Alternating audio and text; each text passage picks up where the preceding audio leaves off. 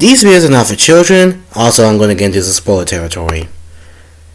It's finally here. The Super Mario Galaxy movie.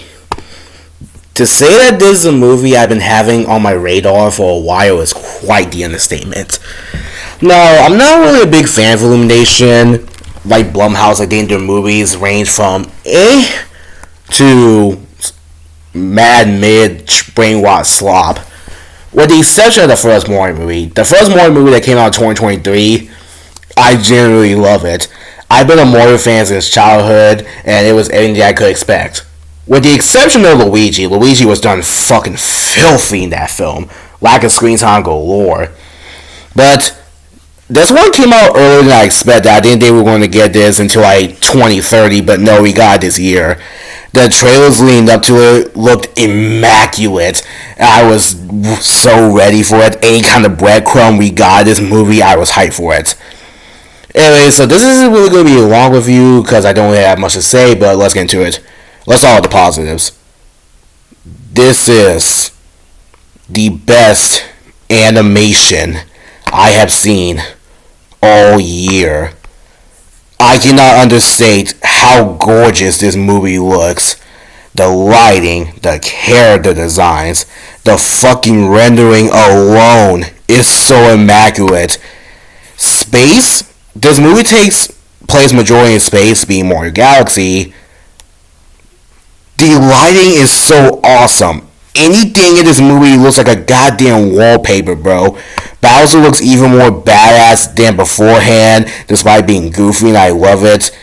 Seriously, the animation is a large part of this movie, and trust me, you're going to go to the movie solely for looks, you are not disappointed in the slightest. Speaking of which, let's talk about the voice cast.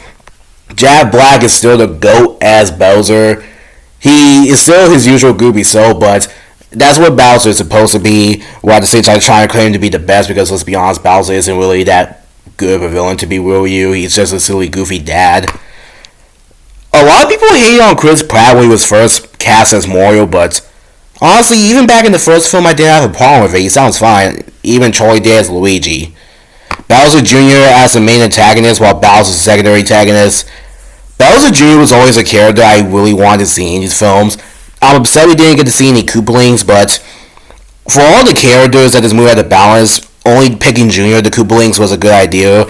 I loved them using his Wonder design, his Fury design at the end. Spoiler alert, Bowser turns to a dry Bowser after getting killed by Mario with lava in a bridge, and Junior then turns to Fury Bowser alongside him.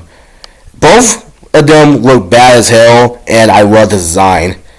And Bowser's relationship with Junior is also really wholesome. Alright, time for the not good stuff. So, you know this is a Mario Galaxy movie, and Rosalina is the main character of Mario Galaxy, with it being her debut and her main form. Yeah, she is not in this movie, like, at all. Like, she appears at the beginning, gets kidnapped, and they appears at the end. So, pretty much this movie is them having to save Rosalina. Rosalina and Daisy stand out from Peach because they're not damsels in distress.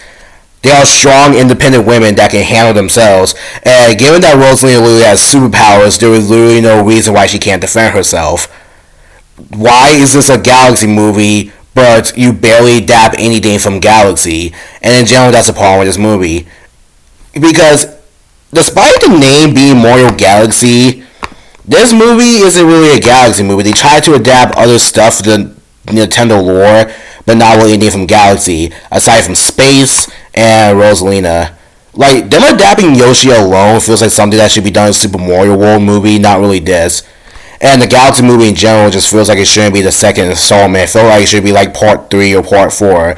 Like, they randomly put Star Fox in the movie for some reason, and Star Fox is more of an actor role than Rosalina. Like, he literally controls the conservatory, for Christ's sake.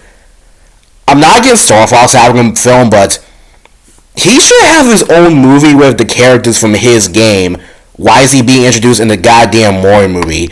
They also try to do this little thing with Yoshi's Island, with Yoshi looking at the Mario and Luigi after they get turned to babies, but again, it feels like that should be his own film, not really a Mario Galaxy movie, because they try to do Galaxy, Yoshi's Island, Star Fox, a little bit of Super Mario Bros. 2 with Wart and Birdo, and some stuff from Mario Odyssey.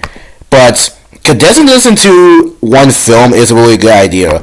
Galaxy in and of itself already has enough material that can definitely work within a 1 hour film. There's literally two Galaxy games for Christ's sake. You want to combine both of them and combine the best access? Sure. But, okay, so this is still a good film. Obviously, this and the first Mario film, I think, are the best films that Illumination has ever made, but the fact that there's not really much Galaxy stuff for a Galaxy movie, and instead they try to cram in a bunch of stuff, it really gives me flashbacks to the Injustice anime movie, where even though Injustice had a bunch of stuff, they don't really adapt Injustice. Same thing here, where they don't really adapt Galaxy aside from name only. It still looks good. I saw the animation especially. I love the characters. I still having hope for the third film, but whatever the third film adapts, I hope they actually adapt what it is from the game, because yeah, this wasn't really Galaxy to the fullest. Still, though, you want to see this yourself, I recommend it, but just lower your expectations a bit.